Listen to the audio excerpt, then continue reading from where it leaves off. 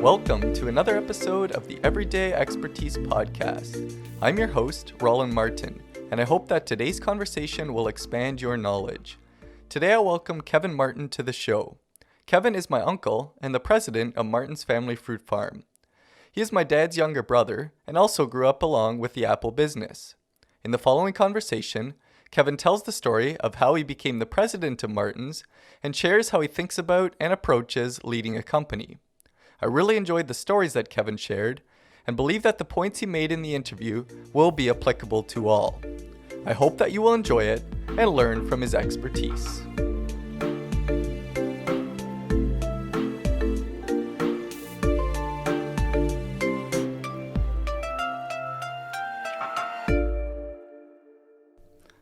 Welcome, Kevin, to Everyday Expertise. It's good to have you here. Good to be here, Roland. Thanks for having me. Excellent. So tell me, what is your work currently, or what does work look for you right now?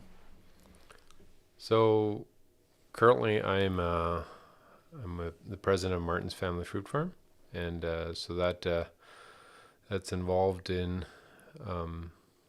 so the company itself is a fruit company. Right. It's apples, based on apples, and we're apple growers, packers, and shippers. Okay. Of fresh apples, and then we've in the last 8 years or so, we've gotten into some added value products, so including apple chips, and we do some fresh slices for commercial bakeries a little bit. We do some cider for the craft cider market. So yeah, that's the gist of the business, and my responsibility is just to kind of provide and kind of overall strategic direction for the organizations, and kind of give oversight to the operations. Yeah, no, that's excellent. And that's kind of what I was thinking would be kind of a theme of my conversation with you is what's it like to lead a company? What are some of the things that are involved with that? So it sounds like you're well positioned to talk about some of those things. So I'm looking forward to it. I am curious just about a very technical term here. Is there a difference between a president and a CEO? Yeah, good question. I've actually personally done some research on that. So if I'm actually just probably a more accurate title for me would be CEO and president and CEO. Okay. So if I was, from what I understand, a little bit of research I've done is like CEOs would, if there's two different people in a company that have those roles, which can be common. The CEO is responsible for more of the strategy and vision, so bigger picture. Okay. Think of it that way. And then the president, and more day-to-day operations. Oh, okay. And so so we're in our organization. We're actually looking to hire a COO here in the next short little while. Okay. And so probably when that happens, I'll probably change my title to CEO as opposed to president. Okay. It's just align more with the organization. If you have a COO, then it makes sense to have Sorry, a you CEO. said a COO. COO. And what's that? So Chief Operating Officer. Okay. Right. So often in a company, you might also have the role of president and chief operating officer. Okay. That can be combined. So it's a lot of it's just titles, but if you really break it down, president, more operations, and CEO, more big picture strategy. Gotcha. Yeah. And so you said you're kind of doing both at this time. So just can you give us maybe what a typical day looks like? So what are the things that you're doing as a president? Yeah. So the beauty of my job and position is there's not a lot of typical days. Okay. I would say per se. So that's great. I like that. There's being a relatively small organization, and there's a lot going on, and you get to be involved in a lot of different things. But for me, I mean,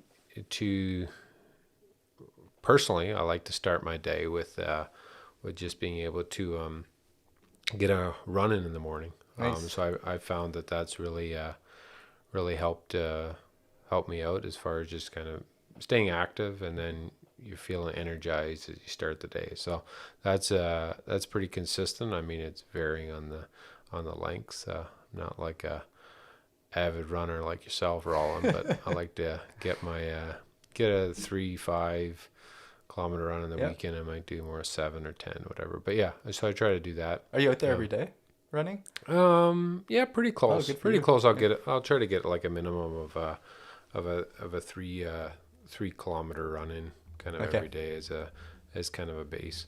So yeah, so that's the start of my day. And one of the things that I've kind of shifted, and I would say in the last year and a half, is and I've talked to my team about this too, is maybe less certain about getting into the office at a certain time. I've kind of discovered that investing in personal health and feeling good is a really solid investment. And so if that means getting into the office a little bit later to make sure I get that in, that's well worth the time, right? So I've kind of certainly put that as a higher priority in the last couple of years, as opposed to kind of getting in at the office at a certain time.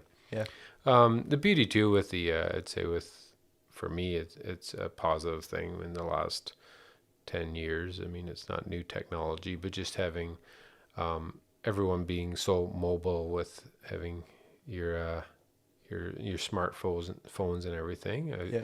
It's like work, which can be a negative. Some things you're never kind of away from work, but it also gives you the flexibility that you don't have to be at the office. Right. Yeah. And then but getting into work. I mean, so certainly in the last 4 months here with COVID-19, it's shifted some, right? I would not spending a lot more time in the office, right? Just because I'm not out meeting people, as far as whether that's growers, customers, suppliers. My travel has gone to zero from normally there would be incorporated some travel in there. So it's getting to the office, and it's made up of phone calls and meetings and with various leaders in our organization, as well as I would say, as far as is when it's day-to-day operations, I'm giving more oversight. As far as when I'm really getting involved with stuff, it tends to be more big picture, future projects that I'll get more actively involved in. Yeah. This is more of a question about with COVID-19, but has that meant that there's a lot of meetings have been happening over technology and that kind of thing? Like, have you been able to keep doing meetings and things that way? Or yeah, for sure. There's been so there's certainly been elements that have really been positive, right? Like I would have never been a video conferencing kind of person. I would have, if I'm on a video call that had the option, I would have been happy to just not have the video on my device. Okay. Yeah. But now I really like video calls. Like I much prefer a video call over a regular phone call. Okay. And I found like with one-on-one meetings, they can be great, like and very effective, and it's great because you don't have to drive anywhere. You're much easier to be on time for a meeting. Very efficient, right? I think once you get into like multi-person meetings, then the effectiveness of it quickly drops off. Right. But yeah, so for one-on-one, been doing that and learning how to do that, and it's a great viable option. We'll certainly utilize it more going forward. Okay, I was going to ask if that'll be something that you'll keep doing because you've gotten used to it and that kind of thing. So yeah, no, absolutely, 100%. Yeah, very good.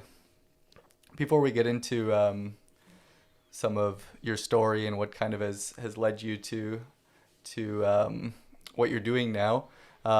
You talked about running, but do you have any other hobbies or interests outside of work that you'd want to talk about? Yeah, I love to. I mean, so certainly in the last 8 years or so, I mean, a time away from work has consisted of spending a lot of time at my kids' sporting events. Mm-hmm. So a lot of that being hockey. Mm-hmm. So I just absolutely love that. Really enjoyed that, and certainly in the last couple of years, starting to really realize that I think early on I got it, but that it's a short window. Yeah. And so really took that opportunity, and that was the beauty of my job and position I had, is having that flexibility. And as I referenced, that's the advantage of your work, always kind of being able to be there, because Yeah. you're able to get to arenas and still be connected to the workplace. Right. And Yeah. so not having to miss out on that, not having to choose between one or the other. And so yeah, so that's been a lot of my time. And Yeah. and then personally though, I like to golf. I mean, that's certainly something that I enjoy to do. Started doing that a little bit more in the last few years. Then I play a little old man baseball, as I Nice. like to call it, slow pitch. And Yep. for me, I like that, just the camaraderie of hanging out with a group of guys, and the competitiveness of it. Yeah. Yeah. With your children's teams, do you just go to take them and then stay as a spectator, or have you gotten involved with like coaching or help running the team and that kind of thing? Yeah, I've been for the most part, I'm just a spectator. I think Mhm. one year I was on the bench with one of my kids' team, but I to me that's too confining then with my role, as Oh, far as I then don't feel yeah. like I'd be able to. One is I'm not like I don't have a lot of sports background myself. Right. As far as experience playing it as a kid growing up, and so I feel like I might not be able to add as much value. Hmm. But then, yeah, just the restrictiveness of not necessarily going to always be able to be there. So Right. Yeah. I just love going and watching, and I've helped out. I spent a few years that I was like the manager of a Okay. team, like doing some of the administrative stuff. So Yeah. Oh, very good. All right. So I'd like to hear a little bit about what your experience was that got you to the place where you're president of Martin's Family Fruit Farm. So obviously the name of the company has the word family in it, and and so it's your family, my family too, obviously. And so yeah, I was kind of curious what it was like to grow up as part of a family business, or and maybe kind of where you came into it. Like hmm you're one of the younger ones in the family, so what was it like when you were growing up, and how did you view the business? yeah, so certainly growing up. I mean, so for me, when I was first on the picture that I remember, like I remember, actually remember building, when we were building the very first part of the packing facility. Oh, okay. And that was back in 1980. So I would have been like around 4 Okay. approximately, Yep. right? But I do remember that. But the point being is, for me, early days on, we were an actual apple packing facility and stuff. And You don't so, really know anything different than that. Yeah. correct. Yeah. I mean, we still had a little bit of at one point in time, when I was probably in around grade 1, grade 2, we still had some, again, we had some hogs, pigs. And Okay. so I do remember having some livestock, and helping out a little bit with that. But the, for me, it was the apples. And so, like, at early days, through school, there was, if we were busy, there would, after work, they'd say, "Hey, they're really busy at Okay. work. You need to go out and help pack apples for a couple hours after school." Right? I would Hmm. say that didn't happen a lot. That's one of the things, being in a big family at the tail end. And you could ask my older brothers, and I'm sure their experience was they probably had to work much harder. Not probably, for sure they did much harder than I did. Right? Okay. So Yeah. it came to the tail end of the family. It's like there was lots of other people to do the work, and I was probably, because of that, I was maybe had some lazy tendencies. Okay. I certainly would not want a position. I mean, understood, yeah, helped out, and you did work when needed to, but I certainly wouldn't ever portray the picture that I just, like, from a young age all through school, was working every hour that I kind of had the chance and was Okay. Yeah. required to, because that really wasn't the case. I Yeah. would say I was let off the hook easy. But yeah, so growing up, one of the biggest advantages, I mean, that I really started feeling and noticing of having being part of a family business, was when I was finished my school. And so for me, school ended at that point in time at grade 10. So you're Officially 15, 16, somewhere in there. yeah, it would have been 15. Yeah, 15. So officially a dropout. Right. I am. And so, but what that created then was a flexibility, is being able to, like, so I started working there. And one of the reasons I dropped out, because it was and I considered going on to grade 11 and 12, briefly. But in the school I grew up into, in the setting I grew up in, it wasn't a common thing. Right. And it would have been switching schools. So the school that I went to ended at 10th grade. And so it would have required switching schools. And so I certainly, at that point in time, it was in my mind that I think that my 3 older brothers and at that point in time were working in the family business. And so it was kind of like assumed, and I thought, you know what, I will work in the family business. I mean, I don't think I thought of anything else, and that helped kind of dictate that not carrying on with school, right? And so it's like, well, you know, I know what I'm going to be doing anyway, Right. and so would have required going to different school, and no one else in my family had done that. Okay. So there wasn't really a path laid out for that, and so, you know what, it was maybe the easiest path of least resistance. Yeah. And it's not like I just love school. School was great for me. It was fine, but it's not like I loved actual school. And I like math, but I didn't like anything that had to do with words. Okay.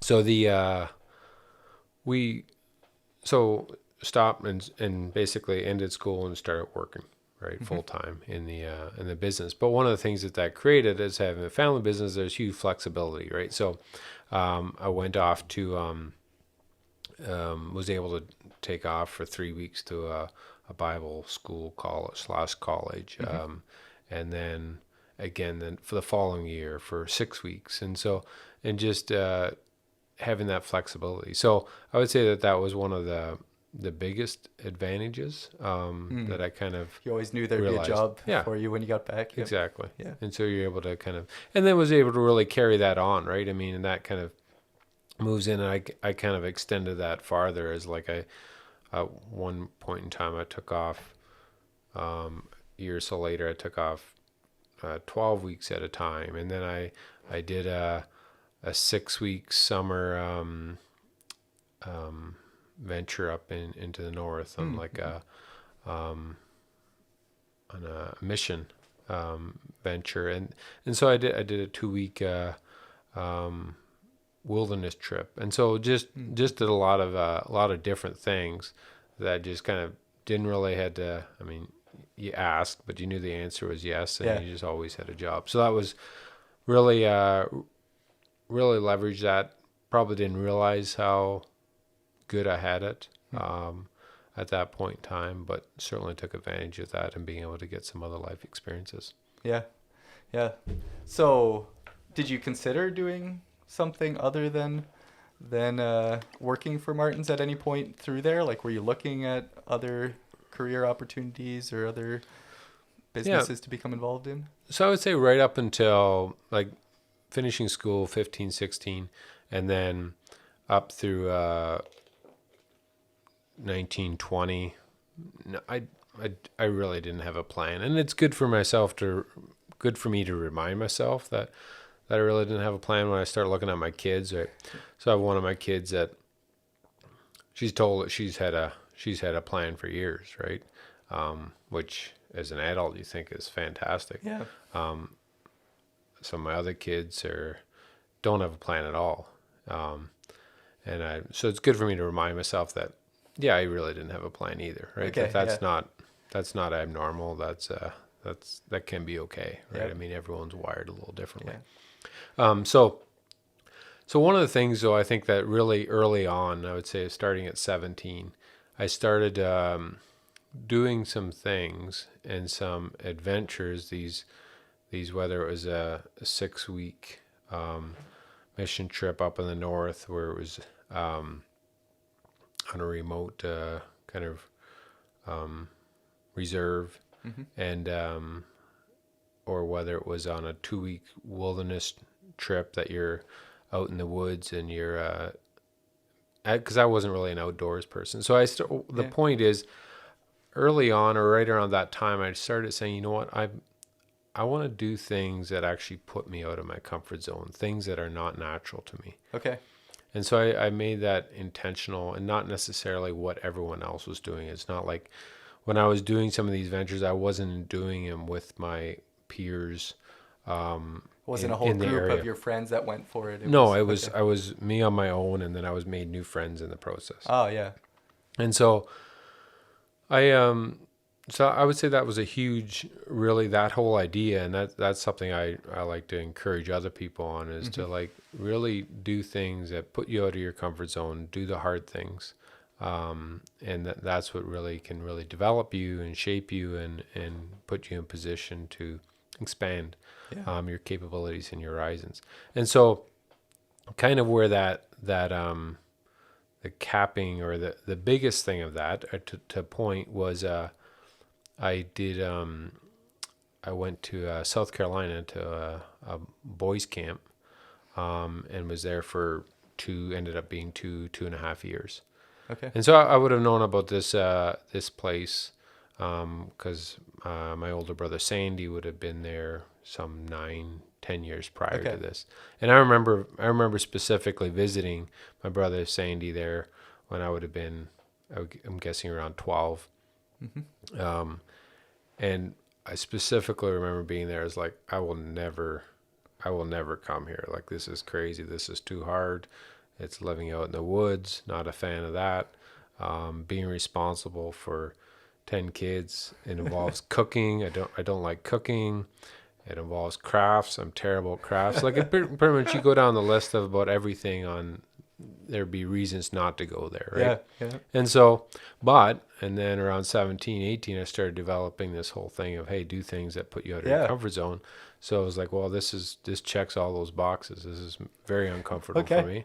So this is what I'm going to do. If I'm going to take 2 years of my life that I'm like volunteering of my time, essentially, let's at least make it worthwhile. Yeah, push yourself. Did your brother push you into it at all, or was it a decision on your own to sign up and do that? No, I would there was absolutely no pushing at all. Like, it would have been. So I started setting myself up, right. So like that 2-week wilderness trip I did prior to this, when I was like considering going to camp. So it was an adventure, and so it was then through that time. I mean, I would say that those 2.5 years were a huge part of shaping, I would say, into me and even my leadership style. And to date, I would credit those 2.5 years as one of the biggest impacts of my life. And so the whole concept there is, it wasn't just your regular camp. It was a camp where kids were there for an average of 18 months. Okay. It was a year-round camp. You had a co-counselor, but you lived out in the woods 5 days at a time. And so you had 5 days on duty and then 2 days off. And so it was 2 years it was pretty intense. And the whole principle was, it was solving problems, right? And and it was about talking through problems with these kids, and just gave me appreciation that these kids, most of them came from, over the time I was there, all but one kid, over the course of 2 years, and there was 40 there at a time, would have all came from only one kid came from a home that he had 2 biological parents. Okay. And so what that kind of told me is, and I'm a big believer in this, that at the core of everybody is, I believe, is good, right? Has had good intentions and whatever. That's a natural part.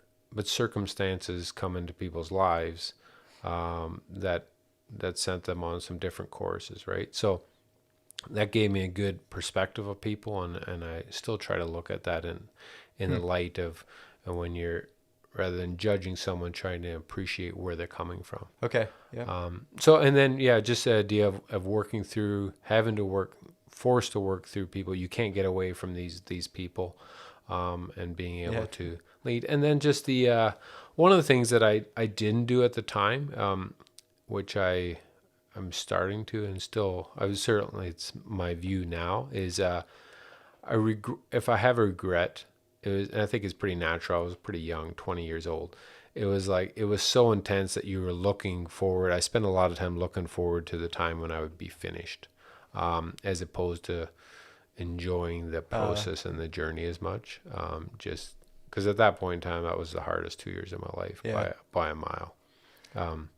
So now you can look more back on it and see the positive impact that it made on you than you could right within it. Is that what you're meaning? I mean, I think though I realized the positive impact it made, I would say at the time, but just the whole, I was so young, I didn't appreciate that.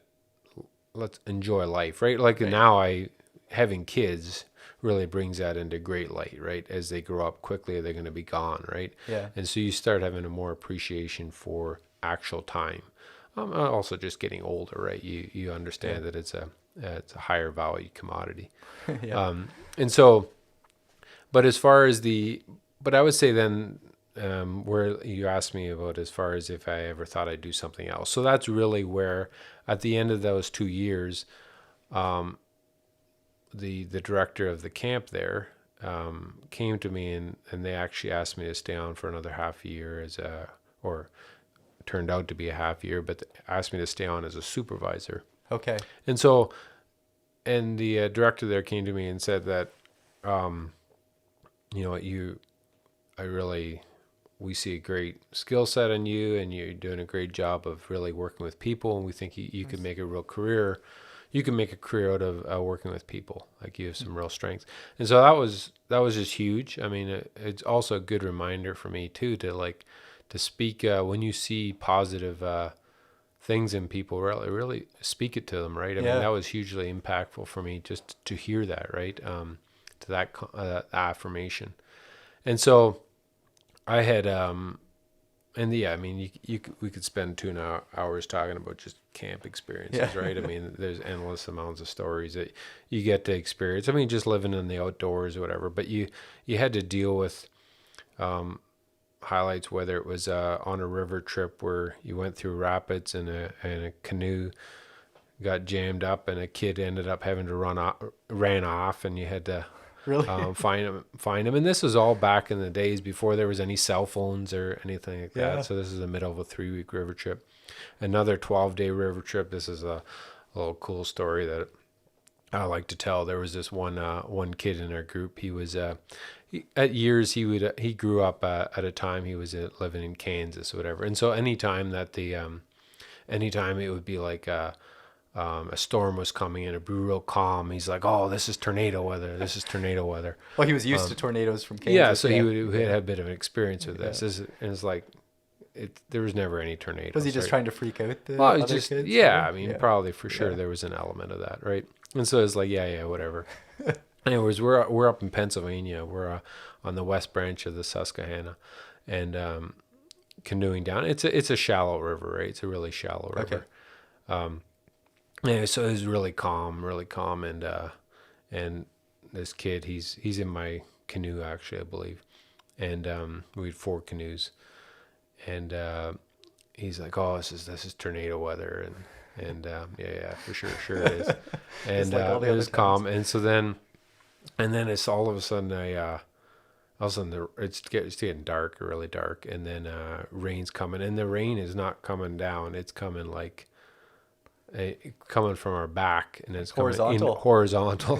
And I'm like, I look back and like the trees on like an island behind us, where the trees are just leaned right over, and I look up and there's a full-on funnel cloud. Like, I'm like, right, like coming for you. Yeah, and so like we're and so I'm like, okay, I'm like, get off the river, and so like myself and my other counselor, we angled our canoes off, whereas the other 2 canoes that I just had the kids in, they turned right angles to the shore, which didn't work out that well because the wind's coming, so they tipped their canoes. But like I say, it was a shallow river, right? So they were able to kind of walk out. So our stuff was a kind of strewn all down the river. We were able to gather it all. But anyways, it was like, you can't even believe that that actually happened, right? Wow. Like this kid that's always predicted tornadoes finally had his it come true. And So it didn't hit you then or anything, obviously. it was a very mild, Oh, like it was okay. a very, very minor, Right. very minor one, right? But it was, yeah, it was. It was a tornado. It clearly was a tornado. I hadn't seen a lot of funnel clouds in my day at that point in time, but Wow. I knew it was very clear what one looked like. Yeah.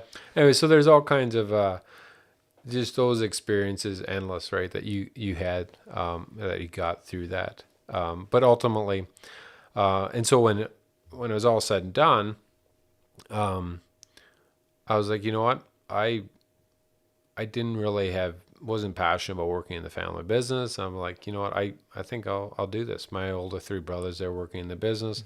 I'm going to set my own course and sorry, by this you mean going into being a counselor full time or working at the camp? or- something purely people related. Oh, that way, whether yeah. that was in Yeah.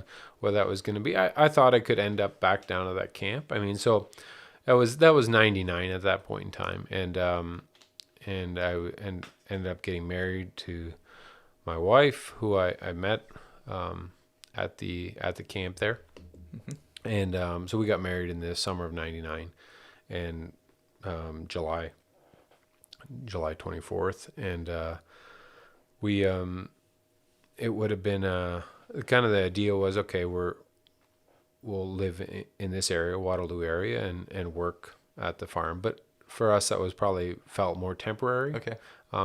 But get settled. We're just newly married, and then figure out kind of next steps with kind of envisioning that it would be something either back down at that camp or something like that.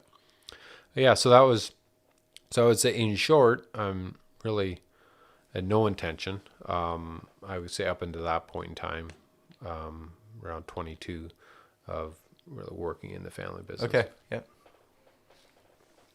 So yeah, so we and so then it was really the sequence of events and circumstances that really shifted that then, right? As far as in the fall of 99, October, my brother Sandy and his wife Bonnie passed away in a car accident, and at that point in time, my brother Sandy had been very much, I would say, gearing up and was leading the business at an operational level for sure. My dad would have held the title of president, but Sandy was very much heading up the sales and giving oversight on the operations, and was certainly taking on more day-to-day operational lead of the organization. And so when when we lost him in the fall there of 99, which coincidentally too was a monstrous apple crop year, and it was somewhat utter chaos, right? Wow, I mean, yeah. right, that Right in the happened middle of the right, harvest right too, in the middle yeah. of harvest, right? Yeah. And so it was really at that point in time then I was working in the business, and so I kind of put any other thoughts of going anywhere else or doing anything else on hold. I was like, at least for the time being, I should be sticking around here and helping out the family and being part of this as we kind of sort through this. Yeah. So that was really that's kind of, I would say, the step that made me start shifting to at least working there. Okay. Yeah. To think about doing it long term. Yeah. Yeah. And so at that point, it was so I spent the next couple of years just working the business, and that's one of the things with that Martin's. I mean, we'll maybe touch on this too, but over the course of the years of being a family business, I really honestly have been able to say I've done most things, right? Okay, Whether yeah. it came to packing apples on the line, whether it was making boxes, whether it was I spent a time where when I was working after school where I was like staying an hour later and doing the actual cleaning down the machine, like the wash Yep. down. Did you work in the orchard Sanitation. at all? The orchard is the one piece of the business that I spent almost no time. Okay. I would say, and that maybe has more to do with the fact of when I came onto the scene, we were already an apple packing Right. Yeah. company. I did spend though the first 2 years that we were married, first 2 months we were married. We actually lived down where most of our orchards are in Vienna. Okay. So that was a little bit of experience as far as actually just working just in the orchards. Okay. Were you working down there? Yeah, so Okay. for basically 2 months. Got you. So, but as far as doing a lot of the things that happen in the orchard, I don't have. That's the one thing I have, Got you. Yeah. and I always never very upfront about that as far as not pretending that I did. But and actually it's interesting. That's probably one of the things I could see. For years, I really didn't want to know part of that. Now I'm like, oh, I actually like, and seeing my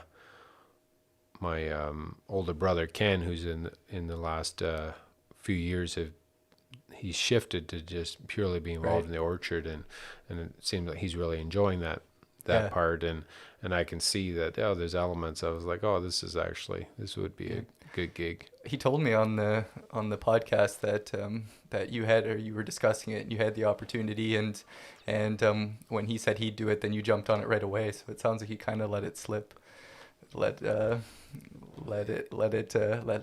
chance get away. Yeah, I mean, it was good. I mean, I certainly I remember that conversation, and that's exactly how I remember it.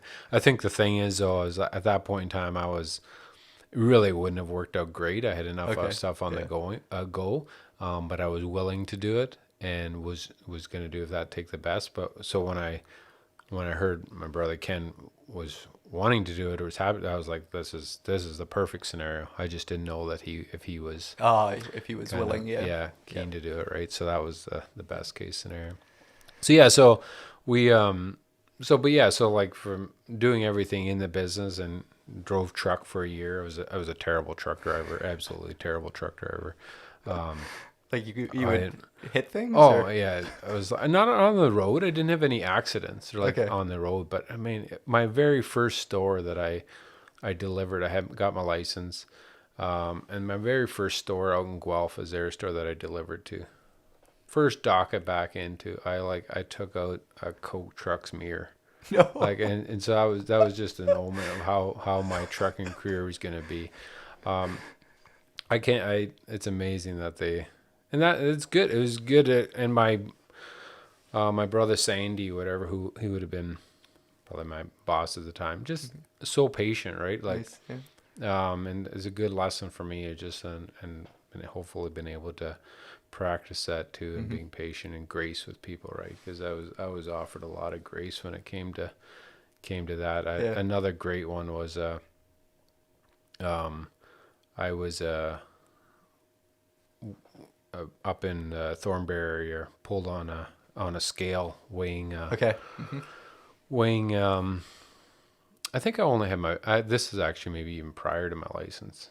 Yeah, because I had someone with me.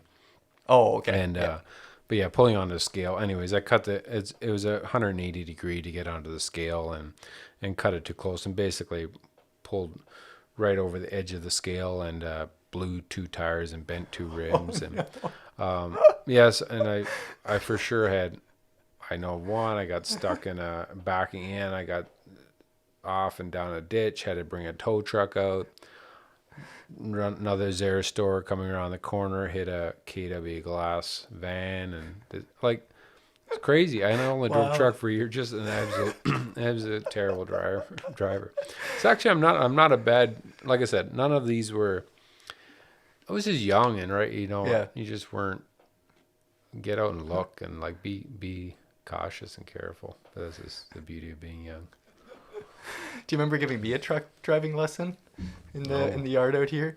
You were trying to help me back up. Oh, that's not good. So that probably explains why you actually don't drive truck. Yeah, if it was me, I never got my license. So. There you go. That would be it. You had the wrong teacher. I take full responsibility for that. No, I think that time it went all right. So you probably learned a thing or two by then. Yeah. But anyway, so I did, and so then this is when I was coming back working at the business full time, kind of jumping back ahead to like 99, through 2001. At that point in time, I was driving forklift. I was on the pack line, as far as supervisor of the pack line. And so but I was just working in the business, not really, not any administrative roles. Okay. I started taking over some aspects of it. I started, one of the first sales related things I did. Took responsibility for the, our UK, business account. So Okay. that would have been more like 2002, 2003 maybe. So I started moving into getting more involved in kind of the business side of things. But I really credit the whole. I find that huge advantage for me was actually doing everything in the business, even though that wasn't a strategic plan for me. Right. But and that's what I tell people is like don't turn down anything, right? I mean, as far as any opportunities, even if it doesn't feel like it fits in with what you're wanting to be doing, take it as a learning experience, right? Yeah. And so but it was really in those early 2000s I started being a little bit more reflective and saying, okay, and as I got more involved in the business, started seeing what was going on with the business, there was certainly some challenging years, the combination of losing my brother Sandy, and as far as we ran into some I'd say tougher financial times. We just bought a lot of existing orchard in around 98. Right. And so along with this brought on a lot of additional debt.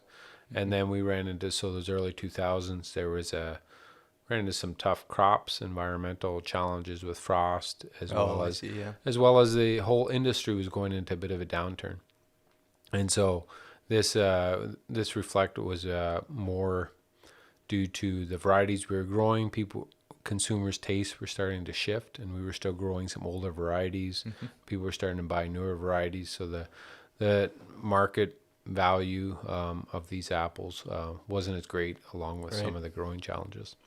So with that kind of told me, it's like I started being really reflective. It's like, okay, I have a 10th grade education, and this family business thing, it's been here to this point, but it might actually not always be here. Yeah. So I probably should start having a contingency plan. And so this was probably the first, not first, but, and I would say contingency, risk mitigation, and all that. I would say that's really shapes how I think about business and how I operate, right? So this was personally, I was like, I'm coming up with a contingency plan in case this apple thing doesn't work out. So I was like, you know what? I like working with kids at the camp there. And so I was, maybe I'll go back to see if I can go back to school, university, as a mature student, and maybe work towards getting my teaching degree and teach high school. So I did. I went and signed up for Laurier. This would have been 2002. And got accepted as a mature student, and that's the beauty of once you're old enough, then they don't care that you only. So you never had to finish your high school to get in? No, I didn't. I did. It said no bearing on me getting into the university. I did a GED in South Carolina when I had to work at this camp. I always say though, it's like I have a GED from South Carolina. At that point in time when I did it, it was the 48th ranked state in education wise. So I'm like, I don't really use that as a lot of clout, and it's not going to get me a lot of places. Right. But yeah, so I did, and I took those first courses I took were took a sociology course. That was a year-long course. Okay. It was actually it was interesting for at least the first couple months, and then the prof he ran out of things to talk about, and so he talked about the same things for the rest, which continued to be interesting. The problem is the exams and everything progressed along, but unfortunately what we talked about in class did Lectures not. didn't, okay. No, so it got to be problematic, especially for someone who didn't love reading the textbooks. So it was a little bit problematic for people like myself. I think it was for everyone, because by the time we got to the final exam, there had to be a massive curve on that thing because there's no way I could have done as well as it did. Anyways, that was the one class. Were you doing this part-time? Like, Yeah, while for sure, working part-time. full-time? Yeah. So I was doing evening classes. It was I would do 2 classes a week. Okay. 3-hour lectures, and so then my other classes that I took that first year was a microeconomics class, micro or macro. I'm pretty sure it was micro, and then just an introduction to business. Oh, okay. So those were the other 2 courses they were just half year courses. Right. And so at the end of that year, I discovered that I like the business economics courses much more than the sociology course. Yep. As it reflects back to what I said earlier, I prefer numbers as opposed to words. And so what I started looking then, I was like, okay, I don't know if I'm going to make it through for a whole degree. So at the end of 1 year there, I had a grand total of 2 credits. So just 18 more to get to my degree. So I'm like, okay, I'm not sure I'm going to make it all the way through. Because at that point in time, I was at the spring of 2003 when I've been finished. My first baby girl was born in our family. Okay. So then you start realizing, okay, now you have work, and now you have a family, and you have some school, some travel was starting to happen with my work. So I was like, but I discovered this diploma in business administration program that Laurier had, which I couldn't have got into initially. But then once I did well enough on those 2 business related courses, combined with my work experience, I was able to get into that program. Okay. And so then I was able to take, once I got accepted into that, I was able to take all business related courses. Oh, yeah. So from that point on, I took purely business related courses. And so that was it was great. And so I really over the course of, I took two courses every semester. One summer I actually took 2 courses through the summer. Okay. And then I got to within needing, I think, 2 more classes, 2 more credits, or 2 more half credits, 1 more credit. Right. And then at that point in time, I was getting close to having our third child. Well, I took a break anyway, and the fact that, so it was about 1.5 years before I took those 2 last classes. Okay. So I just took a gap there.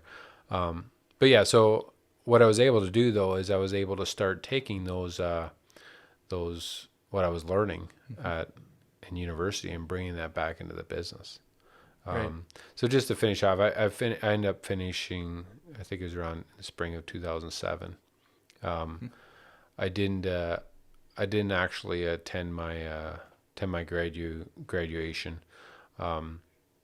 My daughter, I think my daughter was born the day before, the day after. Oh, okay. My 3rd daughter, Serena, and so I use that as my excuse. But the other reason is I was, as it turned out, then I was happy I didn't, because I got the program from the graduation, and they had the whole program there with the someone who was graduating with a PhD and maybe several, but for sure 1. And then there was all the master's programs, and then there's the honors bachelor's, the general bachelor's, and then there's some diploma programs, Right. and then the last diploma program was diploma in business administration. There was 4 people that were graduating that, and I was like the last on that list. So I was like, yeah, totally how this was going to play out. I would have been like the last person. So I was like, I graduated from university, but just at the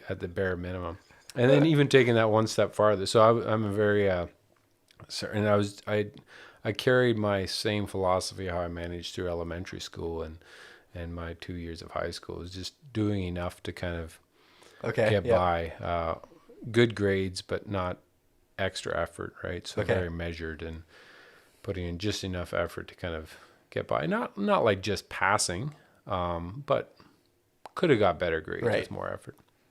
And so, and then at university, it's much easier to manage that, right? So I got really good at, because I like math anyway. You're able to figure, okay, this is worth this much part of your grade. Right. I'm sure you do this too in your university, except you're doing it probably more in the 90s, whereas I was doing it around the 70 was the required mark to get your diploma. Okay. Overall average of the courses when you were in the program.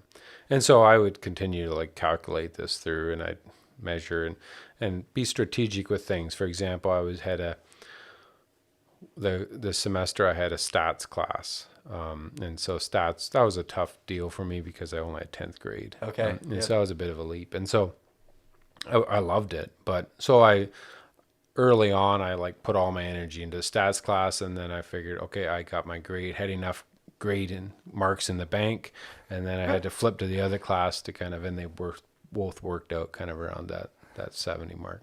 Nice. Anyways, I came down to the last class I was taking.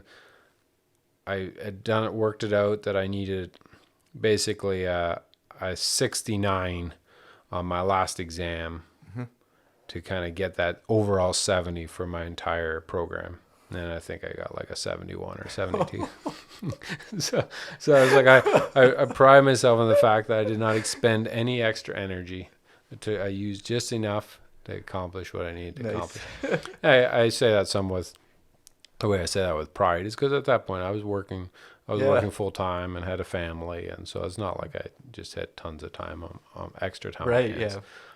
So yes, so that was I got the diploma, but what I got out of it wasn't the fact that I had the diploma. Sure, that helps and gives you a little bit of maybe street cred, ability as leading the organization, but really the value was the people that I was doing some of these classes were, and they would have ended up being sometimes first year students and stuff or whatever. But I had the ability of taking this stuff and actually bringing it back and applying it to business. Right while you were doing it. Right while I was doing it. I can see how that would be.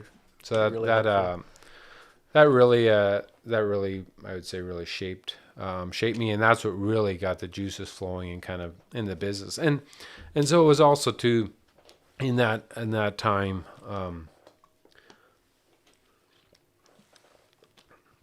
I specifically remember there. It was in those years, whether it was kind of before I started school, around that time that I went through a time where I was like, okay, I wasn't choosing to be here working at Martin's, right? Because I was like, I had other plans, and so circumstances happened, and then I'm like, I felt like I was kind of didn't have a choice. I was stuck here.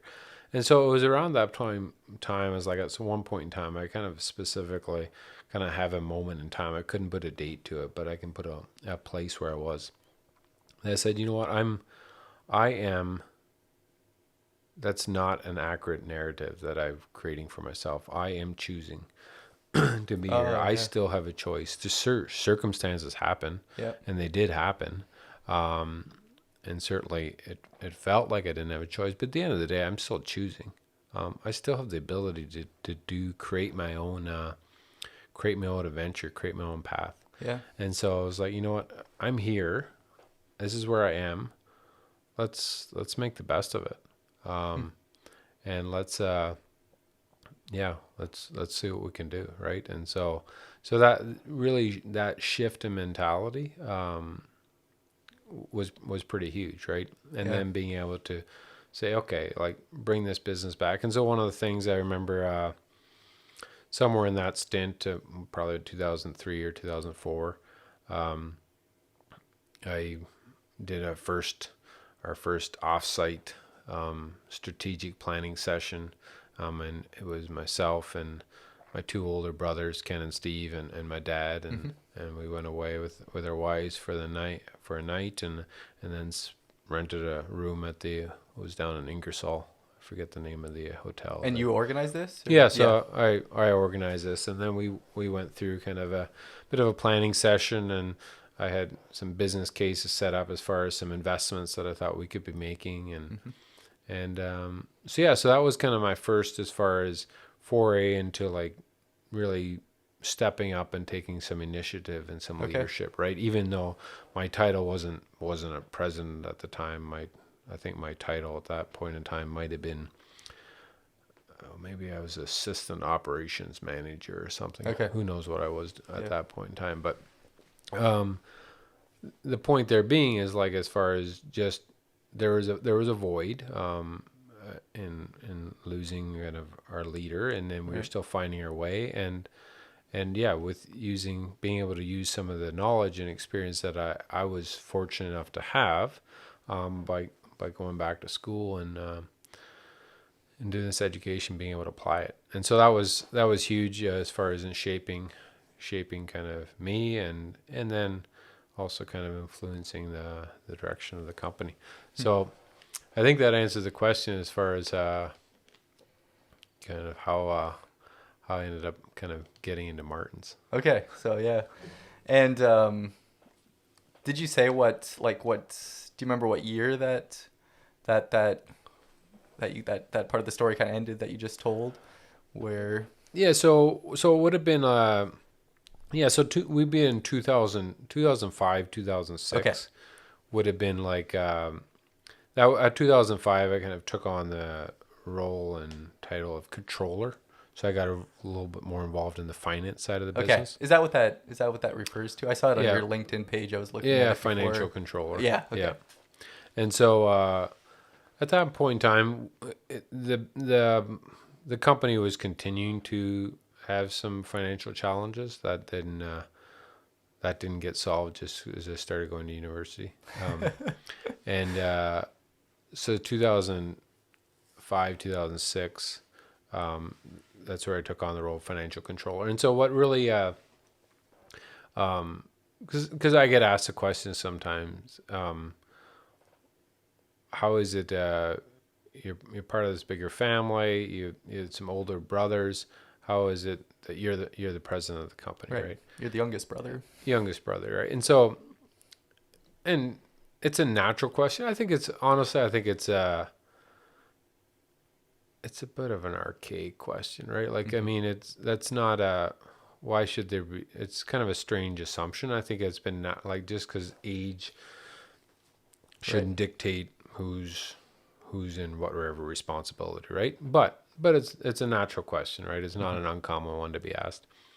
And so for me at that point in time, one of the reality is when companies are going through more challenging times,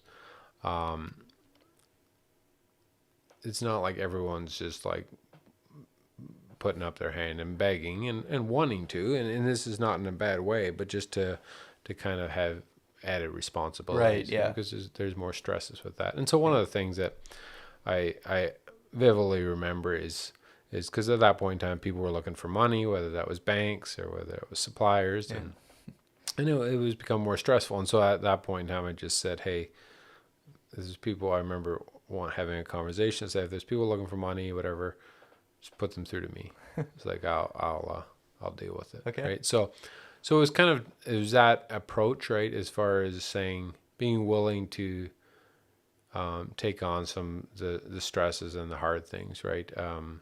And not because I was dying to do it, but someone needs it, and hey, I was willing to. All right, it kind of where that lends itself back to doing things out of your comfort zone, doing the hard things. I was certainly, that helped to kind of create and pave the way. And so then it was 2007. The company started to stabilize. There was some events that happened and had some better crops. And the company, we actually had my dad, I mean, this is another story for another day, but he had, because of an investment he made in Europe many years back, really with the intention very much of helping the people over in Romania. He was invested there when no one was investing there. He had the ability to sell some of his assets that he had over there after Romania joined the European Union in 2005. Okay. And so we were able to kind of bring some of that money back into the organization and help kind of stabilize, clean up the balance sheet and stabilize our business. So it was around 2007. I was acting as a financial controller, and so I was still at this point in time. I only worked at one place, and so you Right, start to yeah. ask the question, right? Is like, am I actually employable elsewhere, right? Like, and so it's a fair question, right? Yeah. And you think, okay, I have a diploma now in business administration, just finished there in spring of 2007, and so you think you probably are. You've developed some work experience, and one of the things that I've used this line many times, in the fact that when we were tough times with the company, you're dealing with banks, the special loans parts of the bank where they put you, where it's kind of, that's intensive care. And so usually when you go into intensive care banks, you go into intensive care and then you go there and you go there to die, or Okay. you not die per se, but they kick you out of the bank and you need to go find another bank. I see. So, but we actually went into intensive care and we came back out Nice. and stayed with the same bank. So I learned through that, but where I really learned was working with the accountants that through that process. So learned just a lot more about forecasting and budgeting and financial planning, and really had to get into it. So when I always say what we spent on accountants in that time, I could have got several MBAs for that cost, but I learned so much more in actually being involved in it. And Yeah, it's actually it's doing actually businesses, I mean, and I've seen this with businesses that have just always been good. It's always been good. And people, I think COVID has brought this on with a lot of people, that this was probably the first really downturns that a lot of businesses really had. Yeah. And this is when people really find out and learn about their business. Every business needs to, at some point in time, needs to go into some sort of a downturn to really, really learn about your business. I see. I don't know what need is. I think need is, reality is. I mean, because at some point in time you're going to, it might be varying degrees. Yeah. But when you do, it's a learning opportunity, because when things are good, you talk to so many business owners and when you're doing something the way you're doing it, they're like, why are you doing that or whatever? And you're like, well, if you're asking that question, you've clearly never been up against it. Yeah. But anyway, so it was that time, and then we started to stabilize in 2007. So am I employable anywhere else? And so I was like, you know what, I'm going to consider working somewhere else. I've only worked here. And so I went through the process of applying for a position. It was actually at a lending institution, and would have been working as an account manager. And so I went through the interview process, got an interview, got a second interview, got a job offer. Okay. I was like, hey, question answered. I am employable elsewhere. And so then at that point in time, I had the conversation with my dad, who was still the company president at that point in time. And I said, does it make sense for me to go get some work experience elsewhere? We can hire another financial controller that's more accounting experience than what I have, Right. to fill my role. And does it make sense for me to work somewhere else for a few years and then come back when you're kind of ready to not be the president? And I would say at this point in time, I was doing a lot of the acting in the role of president and leadership of the operations of the business, working with banks, ready and stuff. And so he didn't really spend much time thinking about that. He said he thinks now is a good time to do that. So December 1, 2007 was beginning of our fiscal years officially when I took on the role of title of president. And was that right at that time when you had that job offer from another? Yeah, so it would have been that summer that I got that job offer. So I had it and got it, and I turned it down. Okay. And it was good thing to learn to whatever. And I had a good mentor and friend that kind of walked me through that. He made it very clear that it's perfectly okay to turn down, go through the process and turn down the offer. And it was a good offer, whatever. But at the end of the day, I wasn't, like I said, I was still, it coincided with the increased opportunity that I was given to actually, because I had been leading the company to some degree, but with having the actual titles are just titles, but give you just a little bit more autonomy and Right. a little more clarity. Because at that point in time, I was still um, relatively young, per se, in the organization. Certainly, a lot of people working in the company longer than I had been, Yeah. and older than I had been. So, 2007, I would have been, I guess I would have been 30, 31 at that point Okay. in time. Yeah. Yeah, very good. So you became president in 2007. Were there any ways that the role or the business has evolved, changed since then that you would say is significant? So what you're doing now, or is it pretty similar to what you were doing December 1st, 2007? Yeah, I would say it's, I mean, the core of what we do is still the same, but I would like to think it's changed pretty Okay. significantly. That was certainly one of the things that I've been a big supporter of and believer in is change. Okay. And so I think that's one of the things that really started to, even when we brought in when I go back to that offsite meeting with my brothers, the first one with my brothers and dad, and bringing in some automation and bringing in an inventory tracking software. So these were started to be change, new things, introducing to the organization. And so then what I've noticed over the years is each thing that you add and each thing that we incorporate has changed. It becomes easier. I mean, I would say each thing becomes easier, but this whole idea of new, when we first started introducing new things, it's like there's lots of resistance, Right. right? Like it's whether it's like the color of the front of our orchard market. I mean, it's like, oh, it's a terrible color. Okay, that's great.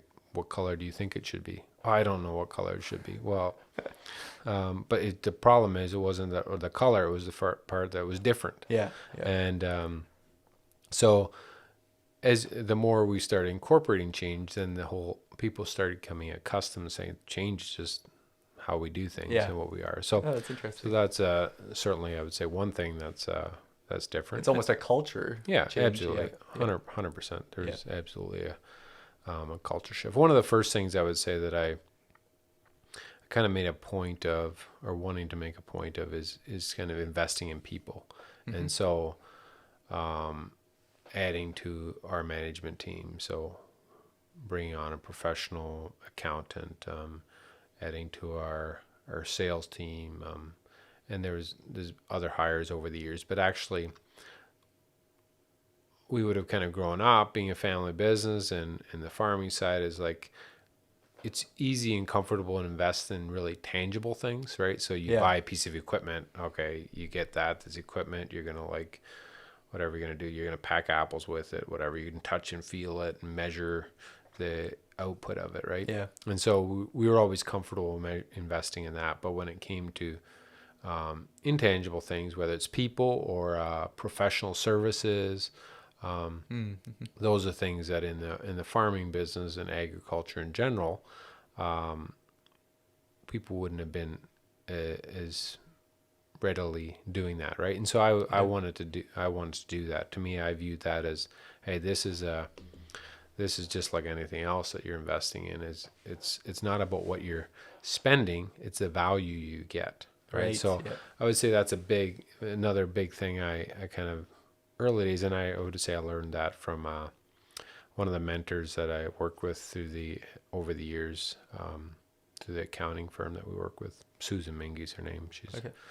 She's a rock star for me, like a huge part and huge support. Wasn't just an accountant. She was very supportive over the years. And so one of the things that she taught me was value. And makes sense that accountants have expensive accountants really use the value thing because they have to justify their fees, right? I give her a hard time about that for sure, but it is true. And so the thing is, so many people get caught up in measuring by what something costs, It's like, I don't care what it costs. I care what the value that you're getting out of it. So you Right. the thing that can be the cheapest could be the most expensive thing, is if you're not getting any value out of it, Yeah. right? So really changing that mindset as far as how we're measuring Yeah. value versus cost. And when you're talking value, are you considering both output and the cost that you're putting into it, like a measure of both things rather than just thinking about how much this costs? Correct, Yeah. right? So it's like, it's basically in relation to, if you're spending something that's 50,000 and it brings back 100,000, okay, that's great value. You could Yeah. buy something, you could spend an alternative thing for 25,000, but if it only brings back 25,000 in value, well, you're way better off to spend Yeah. 50, right? Yeah, no, that makes good sense. We might in some of the other questions I have here, I don't know if we'll maybe hear some of the other stories and things, but I thought we'd move down into how you approach leadership, how you think about it, and you probably have brought up some of these things already, but how would you describe your overall approach to leadership, to running a company? Yeah, so for sure, I reference that a little bit in the fact that wanting to invest in people. Mm-hmm. I think the other thing too, a very critical thing on leadership is kind of your self-awareness. And so understanding what your strengths are, understanding what your not strengths are, Yep. your weaknesses are, where your deficiencies are, and how do you do that? Well, one is talk to people, right? Okay.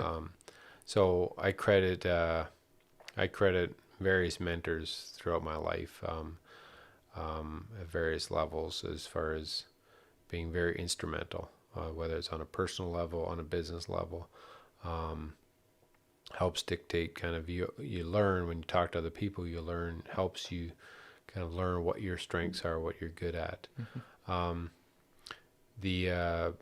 A big impact for me would have been in shaping that would have been the just purely on the business side, would have been being part of a peer group, YPO, Young Presidents Organization, for 3 years, and that was just great. Just interacting with people that were similar age to myself, and were very driven as far as growth oriented in their businesses, and just believing that you actually can dictate and control. I would say growing up, it was like we were growing as a business. My dad was very entrepreneurial, but a lot of times it felt more like we were reactive, or we were just kind of more where obviously we gave it some direction, but it wasn't cleared out plan. It's like, it felt like more the weather, how good the crops were. It kind of dictated how direction we went, and how Right. fast we were able to grow. And so this concept that, hey, you can actually initiate growth and kind of lead that, and like be very talk about wanting to grow your business. That's something we would have never talked about. We were growing our business, and it came a little bit of the maybe the culture that we grew up in, that you didn't talk about, like that kind of thing about size and whatever, is being very reserved, which is a lot of positive to it. What really shaped that, though, is as far as and this kind of moves into where we kind of are as an organization. What really drives us is our values, right? And our values are passion, partnership, and sustainability. And Okay. so the sustainability piece is a big part about what's really driving it for us, the growth, right? And so that's what was really the piece behind it that said, hey, we want to grow. It wasn't we want to grow for the sake of growing. It was just like I looked over the edge, and it could have visualized the company not being in existence. Right. It wasn't much fun. A lot of stress for all the stakeholders involved. It's like, we want to get as far away from that as possible. And so if you're not growing, you're probably dying, right? Yeah. So that's really what drives that. So as far as the so that's one thing, as far as shaping the leadership is really having knowing what you're about, right? Knowing what you're about, giving a clear direction for your organization that you can kind of get behind. Yeah, so that's actually something that I was thinking about having you on that I wanted to have you talk about a little bit is how do you how do you determine what the vision should be for your company, and then once you've done that, how do you implement that? So you're the president, how do you pass on your vision, help or I think you want it to be more than just your vision. How do you get to the point where it's passed on to every stakeholder, every member of the company, every employee, everyone who has a part of it? So yeah, I'm wondering if you could talk a little bit about that. How do you come up with a vision, and then how do you pass that on, or how do you get others on board with it? So yeah, so for sure. I mean, it's so we spent in 2010 was kind of the first I'd say the first real strategic planning session that we had as an organization. I referenced one kind of a smaller one with myself and my brothers, but and my dad back in 2003 or 4. But in 2010, we actually, at that point in time, now we built a management team. So we took 2 days, had a facilitator come in and lead us through. And out of there, we came up with two specific directions that we wanted to focus on. Okay. And so that was very much done as a group arriving at that. Honestly, though, I'm a big believer then as a leader, like even when you're going to those sessions, is you have some sense of where I would say that if you would have asked me before we went into the session what we're going to land on, it would have been where we landed. Okay. And so you have a sense of where you would like to go as an organization, where you think is going to be the best. And so what ultimately, to answer your question, what drives that? Well, one is, I mean, if you're passionate about a business, if you understand the better you understand the business, you're going to have an understanding of what it's going to need to maintain success, or to maintain even existence, whatever. We'll dive into that maybe a little bit later on the whole success versus failure thing. Okay. I have some thoughts and specific thoughts around that, but so you have a sense of where it goes, and where that, to me, I use a lot is risk mitigation. So really understanding what the risks are of your business, and how do you offset those risks. So there's things that happen that you can't control. Every business has them. I mean, ours is more pronounced in the fact that it's very clear as we rely so much on environmental, on the weather. Yeah.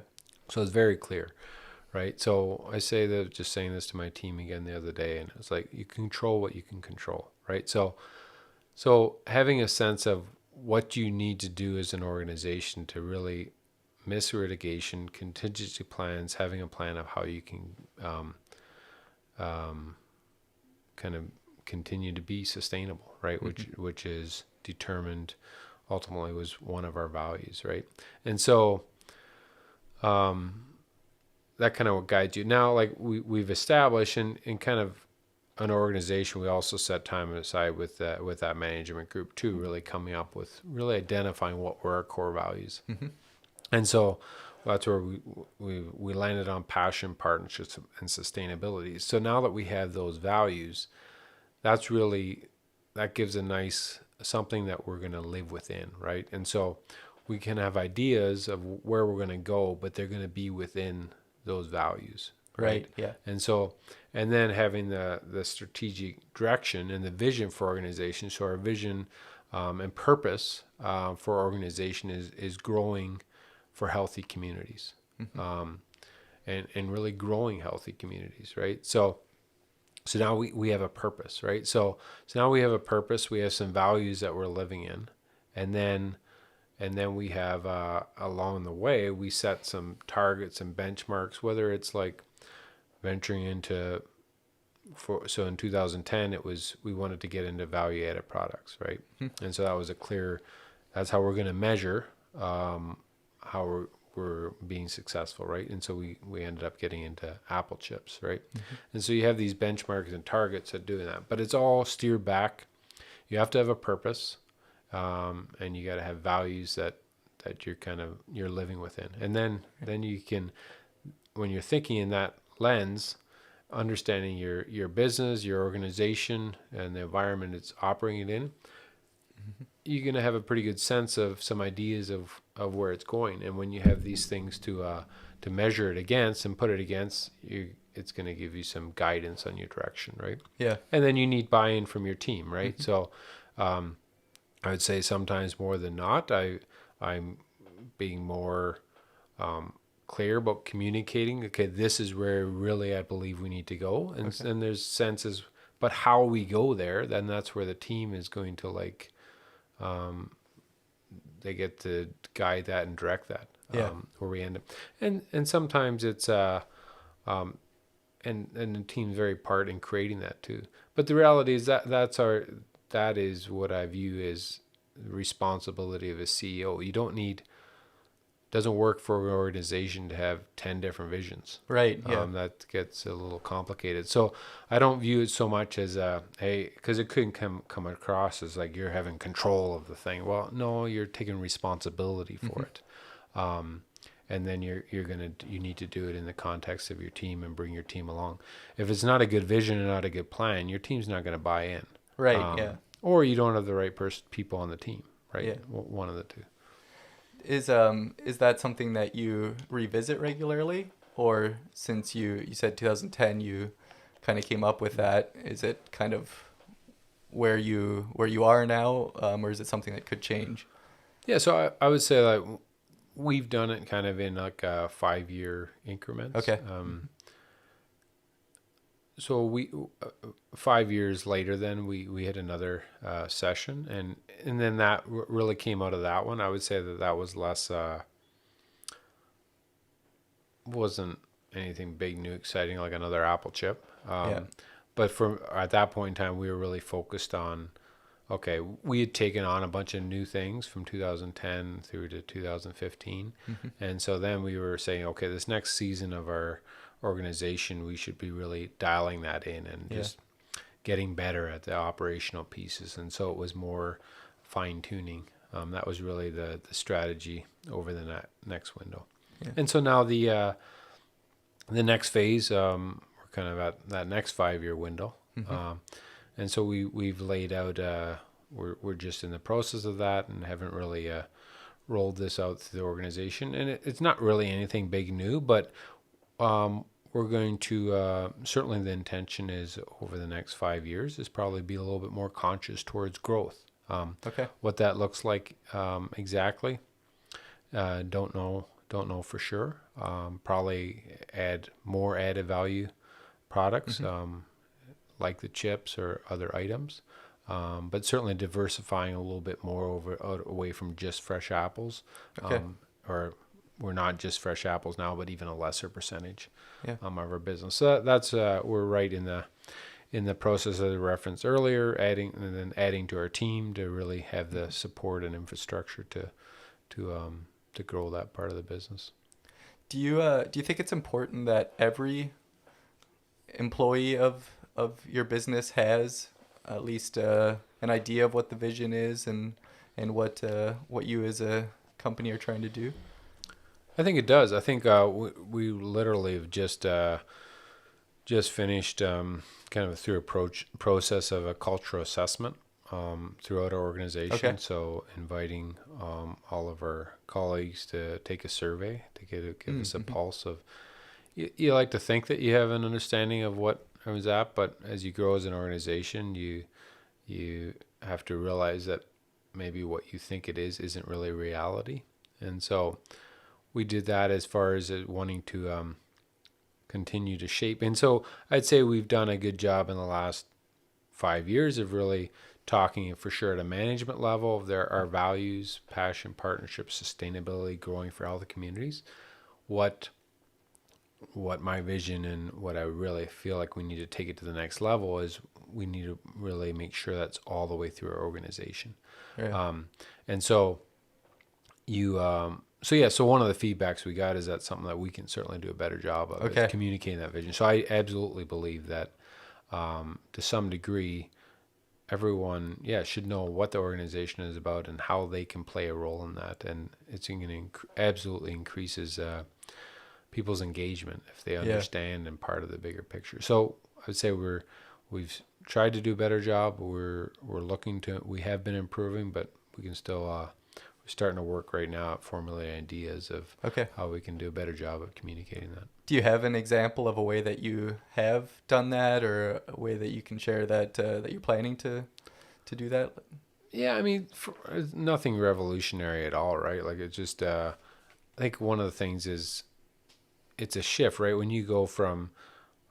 I go from the days to remember when the entire work force was around my mom's dinner dining room table for Christmas dinner, to an organization that can swell to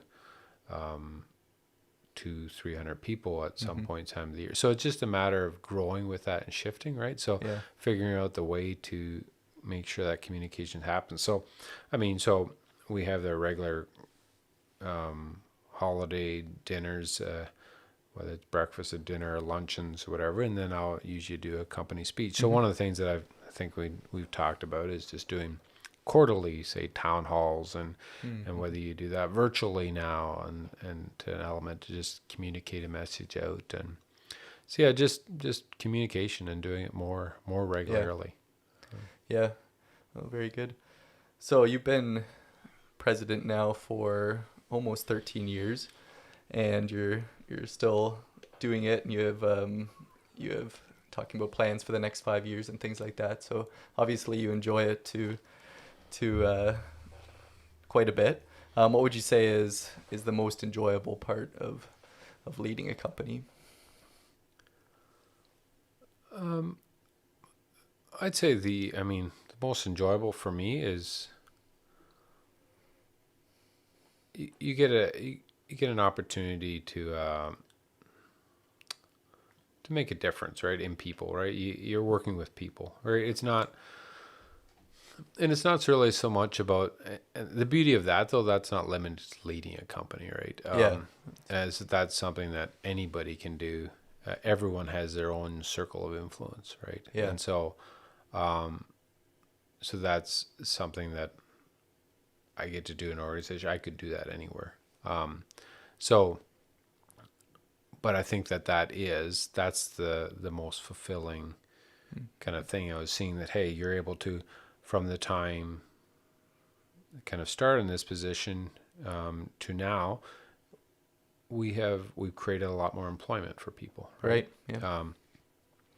And there's certainly years when the economy's booming and whatever, then it certainly feels that, okay, well, this isn't that revolutionary, because people aren't really needing jobs, and it's hard to find people to do work. And everyone has that degree, and so then it becomes less, okay, we're creating these more jobs, but actually people aren't really in need of them, at least in this area. So you kind of lose a little bit of the kind of the passion about that, right? That being said, that was a good, COVID-19 has been a good little refresher on that, saying that, hey, it was in the industry we're really fortunate to be able to keep on providing employment for our colleagues right through it. And so then it kind of renews that thought of young Kevin's mind that, hey, I feel like we have the ability to be a great place to work. We're not always. We're far from perfect, and you could find people that say that maybe it wasn't a good experience, and we don't love that, but we're not saying we're perfect, but we aspire to be a great place to work. We aspire to be a place where people can come and actually enjoy coming to work. life's too short to not enjoy what you're doing, Yeah. right? So we want to create an environment that is possible. And so since that's our aspiration, let's grow our business so that we can make room for more people. So seeing that grow, seeing more people be able to benefit from our organization, whether that's colleagues that are working for us, whether that's partners, suppliers, apple growers that you're able to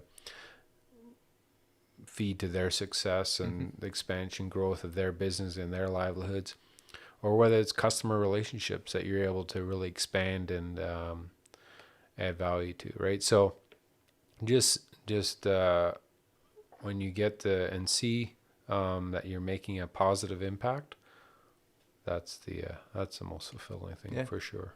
Yeah, that's great. What for you has been a difficult part of leadership? I mean, certainly leadership is well, you think of leading, right? So leading is you are in front, right? And so it's when you're in front or when you're or guiding, whatever the idea is, it's you're alone, right? I mean, so there isn't the whole idea of leading is you're guiding a group or at some level. So the whole idea is then it can be lonely, right? Okay. Times, right? As far as and the stresses of that, the need to be able to kind of through adversity to kind of it's not a choice. You need to you just need to keep moving forward, right?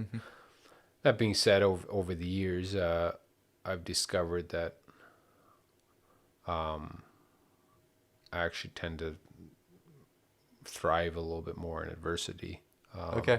And there's this whole idea of CEOs that are kind of wartime CEOs and peacetime CEOs. Okay, never heard that. And certainly there's some leaders that are very much wired more for kind of that wartime CEO, and there's challenges or whatever, and then when things kind of become really good and whatever, then it's they're not as set up for and you said you were kind of the way you told the story, you were kind of forged in wartime. Does that so I certainly I would lean towards myself as far as I'm more of a wartime kind of leader. That's where I get my juices going when there's some adversity happen. I'm like I got clear. It's clear what you need to do. You need to solve problems so some of the challenges for me has been where there's been kind of down and not like no fires to put out. It's like, oh, maybe you tend to get a little bored and so COVID-19 was so when and the beauty of our business, there's been enough adversities, whether there's been complete crop failures and fires, storage is burning down, and then COVID-19. So when COVID-19 is, I guess there was a week there, I was just like I was up and going, and like it was just juices were flowing, and then after about a week, it was like, okay, now we're just kind of settling in, and now what? I mean, so now it was like it's getting boring. Gotcha. So for you, was it basically making sure the plant was safe, because you guys had to keep working? So our biggest adversity would have been dealing with and it still is a challenge for us, is the whole migrant worker program, right? Yes, and that. So how we navigate through that, and it's still a challenge, but we're managing. So but then it actually. COVID has really been fantastic for me. I mean, I think I'll look back on this and I'll treasure these months. Like I say that with respect because I know this has been utter chaos for many people and very tough. So I certainly appreciate that and respect that. For myself personally, it was was really an opportunity to kind of take a step back. I mean, I started doing a lot more reading, and it really helped kind of gravitate. So kind of this peacetime scenario that we're in as an organization, to really say, okay, hey, where do we need to go though? I mean, this is fine that we're in peacetime for us. It's calmer and stable. Had a couple decent crops, and but we can't just settle in and whatever. So like, hey, let's map the course of where we want to go, right? And so that's where I've needed to. And we've done some other things, like in the last couple of years. We've started to invest a little bit more in some leadership development with our leadership team and our management. And I've started working with an executive coach, and so just investing a little bit more in myself and really pushing myself to kind of expand beyond my just ability just to deal with adverse situations. Because you don't really want it's not a great scenario if you just need adversity to function. That's not exactly. It's not a great option. Yeah, that's good. So I don't know if as far as the whole, but the leadership. I mean, it's as far as a difficult thing. There's challenges. But everyone has challenges, right? Everyone has its own life in general, whatever role, whatever responsibility has its challenge. And the reality is, what the emphasis part is, leading is available to anybody. Like it's not a title. But the key to leadership is, and I've heard this, Patrick Lenciani just wrote his last book. I don't know the title of it, but he referenced this. And really your motive for wanting to lead is really the desire behind it. And I think can really change how difficult it becomes. And so if your desire is really about wanting to serve people and wanting to make a positive difference and to kind of take care of situations and fill voids, but ultimately to serve, well, then you're coming at it from the right place, and it's not going to be as difficult, right? Yeah. Whereas if your motive is just because you want control, or you want a title, or you want to be in charge, I suggest it's going to be more challenging for you, right? Yeah, no, that makes good sense. Well said. Do you? I wrote down here if you have any stories to share of success from your career. Yeah. So your next question is going to be around failure. Yeah. So we can just like take them maybe both at the same time. Absolutely, yeah. So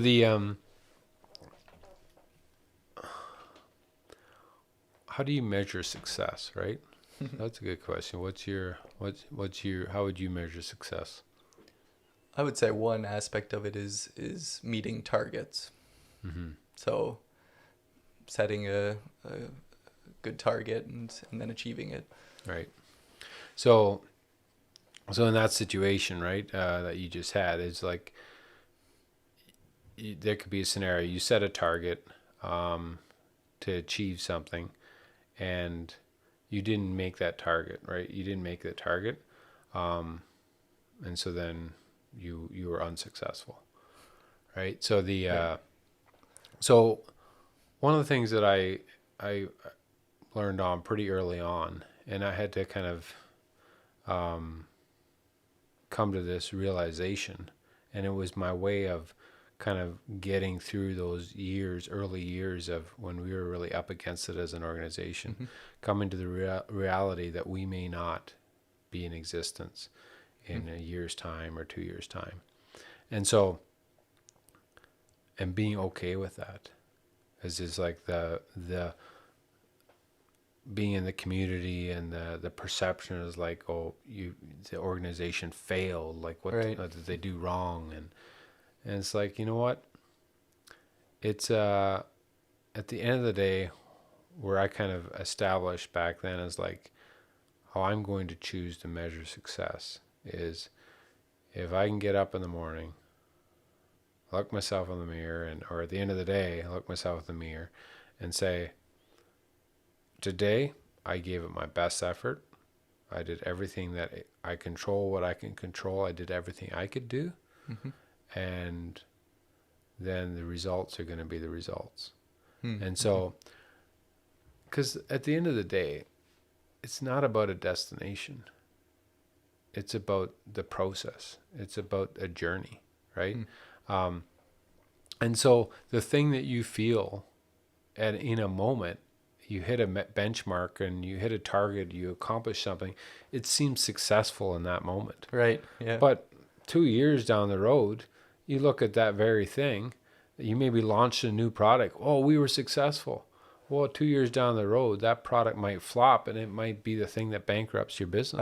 Yeah. Right? So like, it seems like it's successful in that moment, but is it successful? So it's about the process. And so if you're doing your best effort, understanding your circumstances, your environment, control what you can control, at the end of the day, that's how I'm going to measure success. So I believe success is measured internally. I don't think that other people can measure success for you.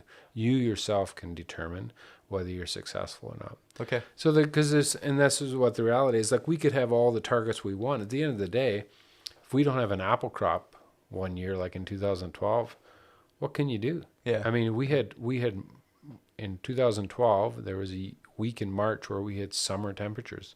Right. That's not normal. It's going to be problematic. And so it really brings that to light. And the reality is there's a lot of examples about that through business. It's like, yes, you do the right things, but a lot of it's right time, right place. Yeah. And so I don't get hung up too much on the successes where I say, hey, let's put in our best effort. Let's control what we can control. Let's do what we can do. Let's enjoy the process. Because what we think might be a great thing right now could to be a terrible thing. And the thing, just like on the flip side now, the failure, that's why I don't really use the word failure. Okay. Because there's tons of things that I'm sure we've done and have done that did not work out. I mean, I can give you a few examples, whether, I've made a personal investment in a snack company out in Quebec. I mean, that's very clear as far as that didn't work out. I lost my investment. It wasn't massive. For me though, was that a failure? Yeah, sure. But I learned through the process, right? So I'm going to be able to use what I learned through that process to provide me something benefit in the future. So it's just part of the process, right?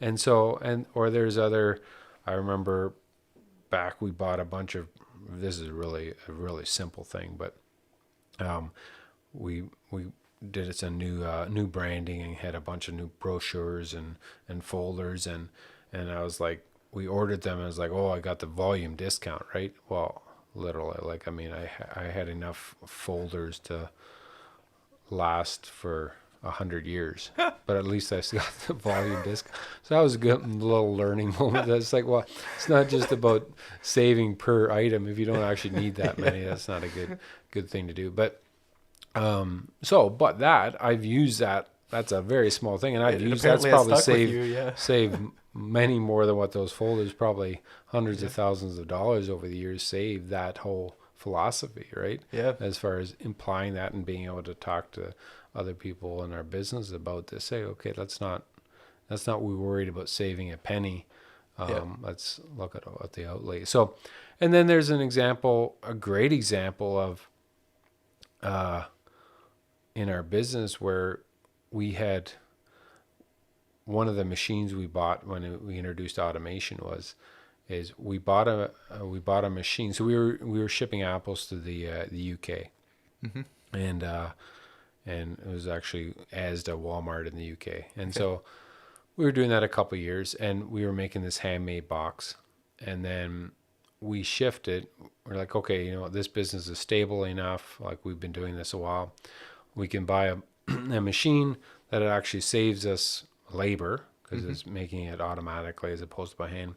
And it uses, because it's being glued together, it's a stronger box, so it takes less corrugate. So it's actually like it's 25 cents, basically about 25% cheaper per box. Yeah. So huge payback. Yeah. So once we knew that we're going to have the business, well, we had the business for precisely about a year and a half after that. Then we lost the business. That was a great learning experience for me.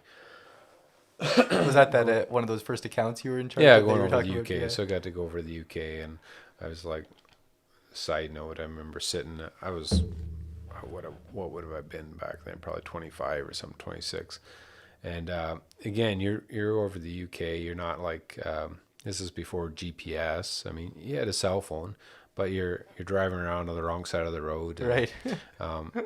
roundabouts, and finding your way around England. Great experience, and very young. And I remember sitting in this, and we sold to a supplier that sold to Walmart. Okay. And they shifted to a different, Walmart shifted to a different supplier kind of mid-season. And so we were shipping like 4 or 5 containers of product a week. It was a pretty good sized volume.